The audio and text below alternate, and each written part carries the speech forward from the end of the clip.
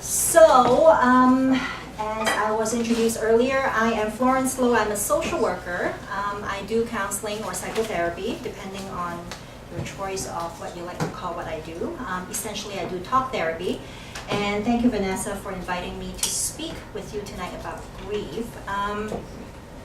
In my line of work, I see quite a lot of different types of grief. So when I was invited to speak with you today, I was told that there is a theme of love running through your talks this year. Is that correct? Maybe? Okay. Given that I have an interest and a fascination with psychoanalysis, my immediate association was maybe I'll talk about grief in relation to love. Because I don't think we grieve if we didn't love in the first place. So it is not possible to talk about one without the other. So if falling in love or being in love is an attachment process, then grief is very much a detachment process. And so as you can imagine, this is not something that can be rushed, like the way you cannot rush love. You cannot rush grief. In my line of work, I'm suddenly louder. And I thought I was loud enough. Let me know if you don't hear me. I'm hoping that given the size of this group, it will be a little bit more relaxed and informal, and you can talk and jump in and argue with me. In any case, in my line of work, I see people who are sometimes afraid to be vulnerable, and afraid to let people in because they are afraid they may get hurt. So I might see individuals who have trouble falling in love or have trouble being in love, ironically. But what happens, however, is they seem to think that if they let people in partway or halfway, then when things don't work out, they hurt less. And if they don't let themselves fall completely in, then they won't hurt if they should lose it. Ironically, that is really not the case.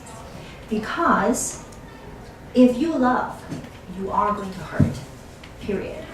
And no matter how much you have loved, if you have invested, the divestment, right? The withdrawing of that love or the ending of that love is going to hurt. Because if we think about it, neurophysiologically speaking, it is the same neurons, it is the same part of your body that is reacting to hurt and to pain. So it is a myth. If you take away nothing tonight but one thing, just remember, loving less is not going to save you from pain. It is about actually being more involved and more in love. And I think that really brings me to my key point tonight. I think when I was talking to myself, preparing for this talk, I was asking myself, so what does God and Freud have in common? And which was the introduction of the talk tonight. And I truly think, as it is in our Catholic faith, the key is to love, because it is only in giving of oneself, in loving, in investing, then we truly can feel and feel alive. And when you can feel alive, then you can grieve well. So if you live and love well, you can grieve well. And I will talk to you more about the grieving part as we move forward. Okay? So what do we mean by that? Let's start from the top. What is the definition of grief? I think most of you will be familiar with it. How many people have not lost anything or anyone in their lives? Oh, good. We are among the majority. So really, the definition of grief is that it is a natural reaction to loss. So if you have lost something or someone before, you know grief. And grief is actually one of those natural reactions that involves both the heart, the body, and the mind, and definitely the spirit. Although people often think of bereavement when we talk about grief, And given that this is November, we are certainly remembering the dead, the loved ones in our lives. However, I think grief can also apply to a much broader range of experiences. So this is really, we're really talking about a reaction to all kinds of losses, including, of course, death of a loved one, separation and divorce, loss of sense of safety or security or predictability, physical losses such as becoming ill or disabled, or loss of one's home, of having experienced a catastrophe, and loss of what is important and meaningful and precious to you in terms of belongings, and of course displacement from one's culture. So for myself, and I can tell you for a fact that I am an immigrant, I know of grief through not only the losing of someone dear, but certainly also grief from the sense of having to give up something dear. Maybe for the better, maybe in the pursuit of another dream, but certainly nonetheless still a loss. So the next time when you're grieving and someone says, oh well, but at least you have good memories, that's not true, it still hurts, right? Because although eventually the good memories will be more forefront in the experience, in the moment of loss, it is still very much a real visceral pain. So having talked about grief in terms of its definition, I'm hoping maybe to have sort of help all of you identify with a sense of this is something relatable to everybody. So it's not just for people who have lost a loved one. Certainly that ranks high in the way we think about bereavement, but grief is certainly covering a range of experiences. So to understand grief a little bit, it's helpful to sort of think about how does psychology presently think about grief and think about loss. How many of you are familiar with, I think we have Hollywood to thank for this, the Kubler-Ross model? Most people are familiar? Okay. For those who are not familiar, I'm just going to run that by you, just so you know, and we're all on the same page. So Kubler-Ross has an idea that grief is a stage, has this idea of grief being a stage theory. And there are pretty much 5 stages to move through grief. The first stage is shock and denial. The second stage is usually anger, resentment, and guilt. The third is bargaining. The fourth is depression. And the fifth is acceptance. And you can see this can apply to losing of a loved one or losing of something precious or important to you. Usually, think of someone telling you, oh, I have cancer, right? The first reaction is, no, can't be, not possible. And then, of course, the next stage is, why me? This is just too terrible. I'm not accepting it. I refuse to accept it. I refuse to go to treatment, or I want all the treatment in the world, right? So there's a sense of a sort of an anger to it. And I'm talking about the immediate person, and then I'll talk about how a loved one might react. And then the bargaining is, no, I am, maybe if I do A, or do B, if I do C, maybe it will go away. Maybe I'll survive. Maybe it's not true. Maybe it's negotiable. And then, of course, comes depression. Depression, which is usually associated with a sense of futility or a sense of sadness. And then finally acceptance. So this is a very popular idea. It's a very popular theory around grief, and this is commonly used. However, this is actually not the best model. And it is not the best model because a lot of people over time, across time, have found that Kubler-Ross's work, while important and resonates for quite a lot of people, doesn't ring true for everybody. And so over the course of time, there has been more research on grief. And we have now found that there are actually 5 distinct trajectories through grief that are different.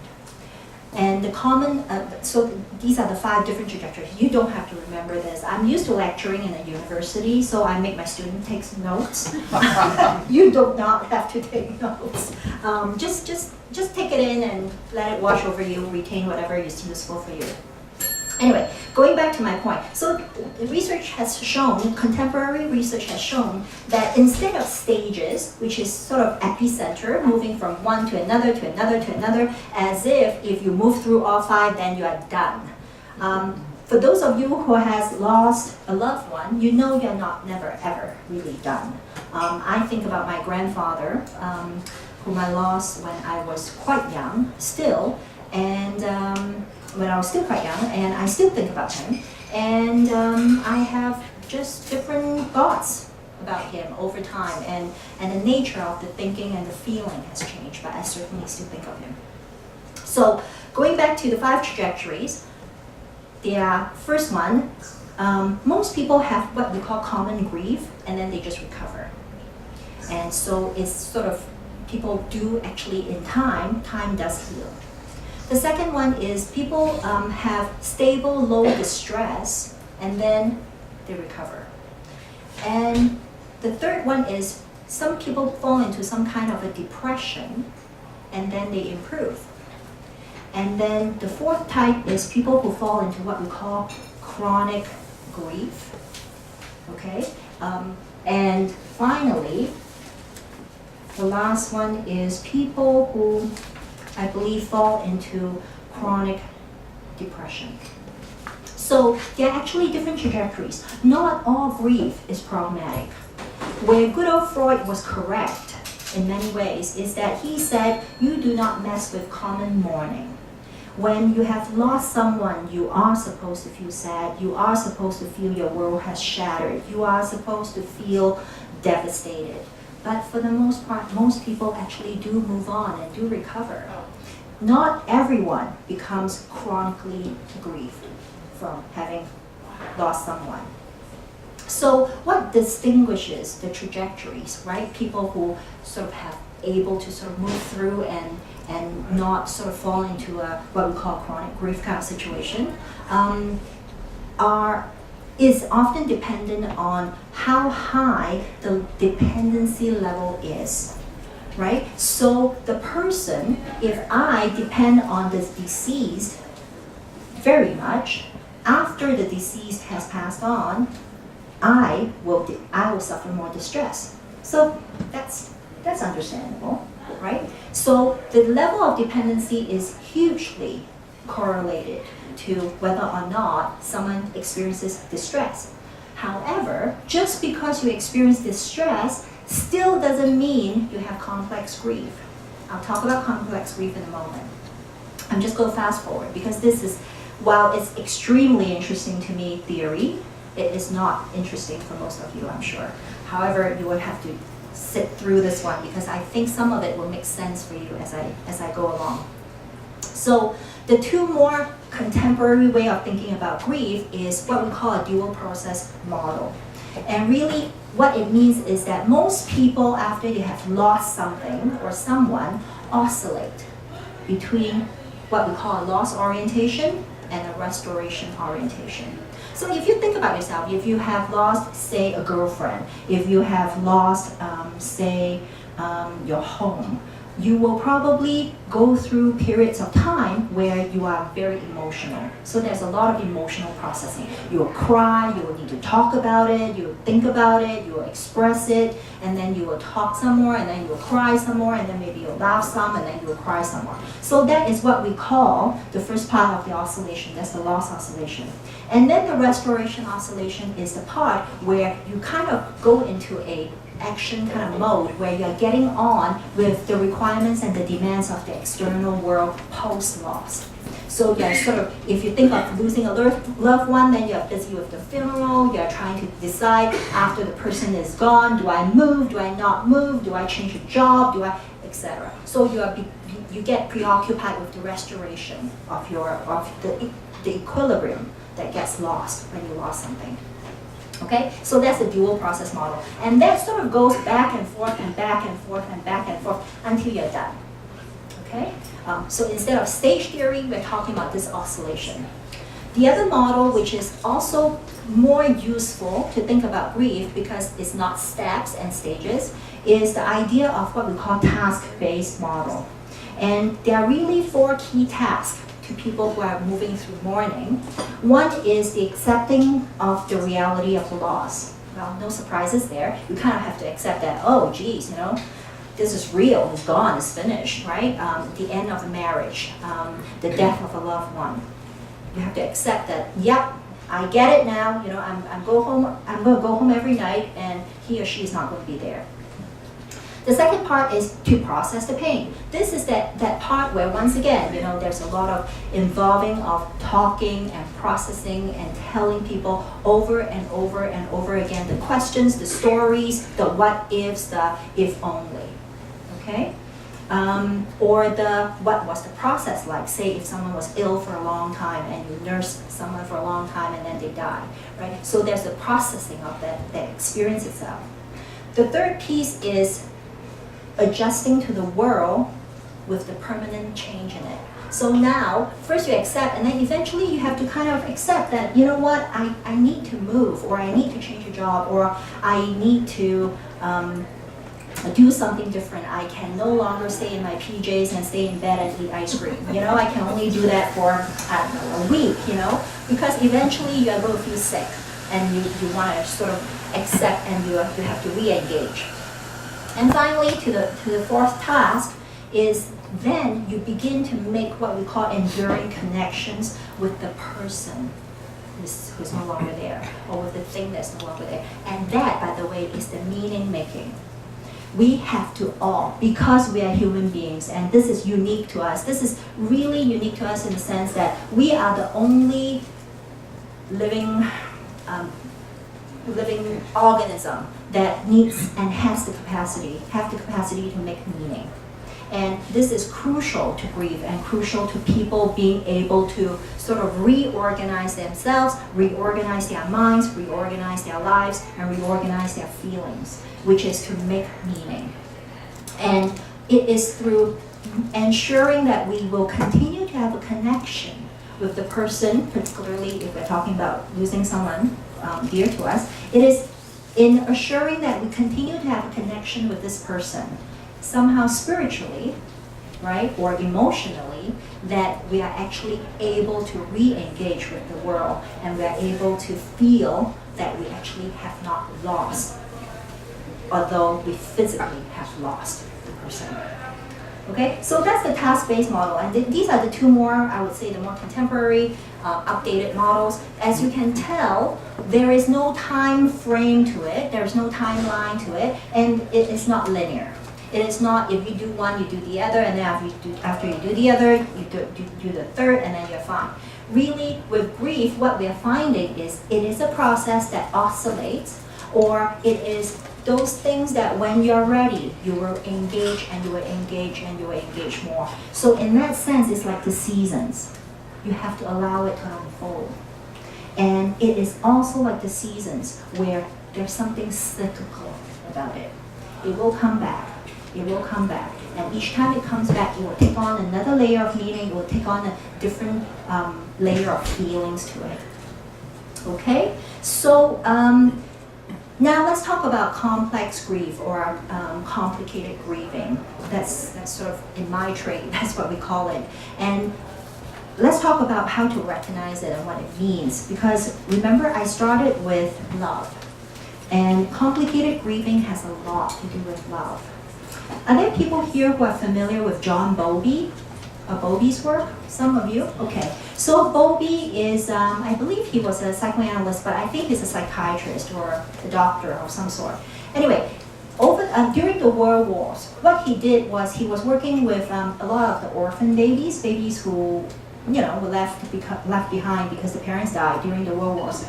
And so what he was doing, he was trying to think about, and of course to take care of these babies, he worked with his British, so he worked with the government to see what can be done to care for these babies. And surprisingly, they have found that by taking care of the baby, giving them a roof, feeding them, that was not enough. is just not enough. Some of the babies still fail to thrive, and some of them die. The mortality rate was very high, not a surprise, because for us, maybe, for most of you would think, of course, but back then this was a huge discovery, because they were only beginning to realize that the babies need to be held, the babies need to be touched, the babies need to be talked to, the babies need to be rocked. So really touch was important, but more importantly, that connection and that bond was really important. So really, his pioneering work started the concept of attachment. And that's really the foundation of, commonly we call them love, we call it love, but really attachment is about that special feeling where you know someone has you in mind and you have the other person in mind back, right? And that's the process, and that is the crux to attachment. I'm trying to simplify it so you understand really what's the purpose of attachment in the context of grief. So the idea of attachment is that if your attachment is secure, there is a much better chance you will not have complex grief. So when we say someone's attachment is secure, what are we talking about? We are talking about fundamental security, a sense of security in the relationship. And so research has shown that for those who tend to fall into what we call complex grief, or complicated grief, so we're talking about people who are sort of unable to emerge and sort of carry on and reinvest in their lives, those are the ones who usually have had difficult attachments growing up or with their partners, right? So if we're talking about a couple losing the other, if the relationship was problematic, see, this is where I'm going with love, right? If you love well, you will actually grieve well. Because there is just so much more life and so much more liveliness to your relationship that will actually help you and feed that process of helping you reinvest in life. Okay, so once again, let's talk about what complex grief looks like. Complex grief looks like people who are unable to move on to the extent that is affecting their daily lives, be it their work, be it their relationships, be it their social lives, and they are in a funny kind of way still very invested in connecting to the deceased in a very concrete kind of way. So while it is always a good idea to visit the cemetery, going there, staying there for 8 hours a day, 5 days a week for 20 years is not exactly investing in your life or moving on in your life. Okay, so to think of it as people who struggle to re-engage. Now, what do you do with complex grief? That's usually when we want people to reach out. We want peers and friends to reach out and to, of course, try to draw them out. And of course, this is also where I usually end up seeing the person. That's when they usually get referred, because usually chronic grief, you can tell. Most people can tell. It's very hard to deny chronic grief. So I was told by Signal that I only have 5 minutes left. So I'm just going to move forward quickly because I think it's helpful to talk about the signs of grief. While most of you probably know what the signs of grief are, I think it's just helpful to quickly run through the list. So usually emotionally, people will experience sadness, anger, guilt, remorse, anxiety, loneliness, helplessness, shock and disbelief. So that's the emotional end of things. And of course, this is common, but sometimes people don't associate it with grief, a sense of yearning. And this is particularly so for people who are displaced in culture. So people who are homesick, or immigrants who are here and they just got to find that taste, that food, and they will go through different restaurants looking for that specific sauce, right? It is that sense of yearning. It is actually a kind of grief. It's a grieving of a displacement, okay? A displacement of culture. So a lot of immigrants, a lot of refugees often may experience it, but not recognize that they're actually grieving. And then relief. there's also relief that comes with grief, because for those who have been caring for someone chronically ill for a long time, there is often relief when the person is gone, because then the stress is over, the tension is over. Okay? Cognitively, what gets associated with grief is confusion, difficulty concentrating, preoccupation with loss, a loss of interest in pleasurable activities, and sometimes very vivid dreams or nightmares. And then, of course, physical and behaviorally, you can get muscle tightness. Some people get hypertension. Some people have chronic immune kinds of depressed immune systems. Obviously, you get fatigue, you get reduction in energy. One common one is sleep disturbance, social withdrawal, change in appetite, a lot of crying, restlessness, and avoiding places of people that remind you of what you have lost. And also the other end of things, which is treasuring of objects that's associated with the loss. So these are the signs of grief. These are not signs of complicated or complex grief. It's only when you're doing all these things to the exclusion of normal daily functioning, then, right, the red flags go up. Or else, this is just a process. One common question I get, and I think I'll end in a minute with that, is one common question I get is, so how long do I need to be grieving before it becomes chronic? And the sort of the quick answer, the sort of a general quick guide is 6 months.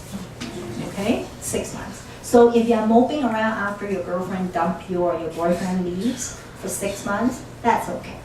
Okay? Now 6 months and a day, that's not. So that's when you know you need to sort of get back into the swing of things. Now, that is a general rule. For different people, it's obviously different.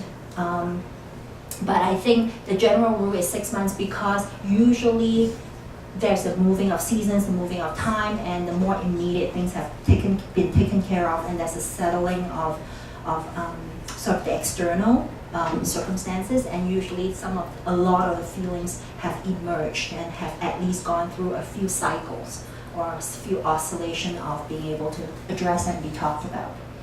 Okay, so in summary, I think I've taken you on a whole theoretical trip. I think in summary, what I hope to take with you is really this notion that to grieve, there's nothing more human than to grieve, as is there's nothing more human than to love. And it is only by doing both and doing both fully that we know we are alive and we are engaged. And that in itself, is how we really engage and find meaning in life, which is once again unique to us. Okay, so I think that's the end. I'm going to pass the mic back to you. Thank you very much, Claire.